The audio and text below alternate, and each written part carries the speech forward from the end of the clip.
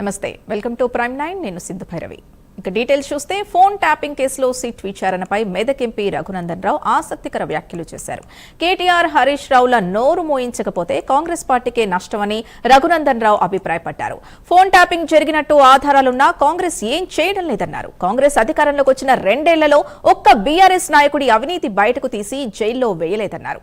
అందుకే బావబామర్దులు రెచ్చిపోయి మాట్లాడుతున్నారన్న రఘునందన్ సిట్టు అయినా ఈ కేసును ముగింపుకు తెస్తుందన్న ఆశాభావం వ్యక్తం చేశారు.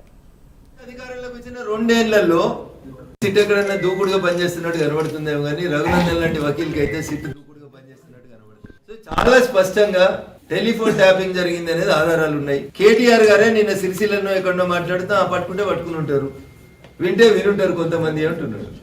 ఆ వినే అధికారానికి ఒక ప్రొసీజర్ ఉంది అని చెప్తా ఉన్నాం. ప్రైవేట్ టీవీ స్టూడియోలలో ప్రైవేట్ వ్యక్తుల ఇళ్లలో వార్ రూములు పెట్టి చేయడం అనేది తప్పు అని చెప్తున్నాం. దాన్ని ఇంకా గట్టిగా మాట్లాడుతూ ఉన్నాడు.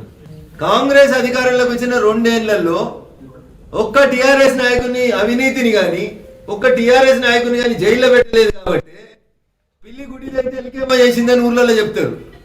అట్లా బావబామర్దులు రెచ్చిపోయి మాట్లాడుతూ ఉన్నారు. ఒకడు పిచ్చగుడ్ల కేసు అంటాడు, ఒకడు లొట్ట పీస్ కేసు అంటాడు. మరి ప్రభుత్వం ఏం చేస్తుంది, సిట్ ఏం చేస్తుందో చూడాలి.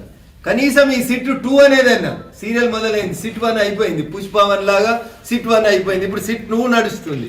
ఈ సిట్ 2 అన్నా కనీసం ఏదన్నా ముగింపుకు తెస్తుందేమో అని ఆశపడుతున్నాం. కానీ వాళ్ళ నోరుకి అడ్డు అదుపు లేకుండా మాట్లాడి ఏదైనా మాట్లాడతామనేటువంటి బావబొమ్మరుల నోరుని కంట్రోల్ చేయకపోతే అది కాంగ్రెస్ పార్టీ పతనానికే దారితీస్తుంది తప్ప ఇంకొకటి కాదు. వాళ్ళ సాగు వాళ్ళు కావాలి, నాకేం లేదు. వచ్చేది మేమే కాబట్టి మేమైతే తప్పకుండా చూస్తాం. సిట్ ఎక్కడన్నా దూకుడుగా పనిచేస్తున్నట్టు కనబడుతుందేమో కానీ రఘునందన్ లాంటి వకీల్కి అయితే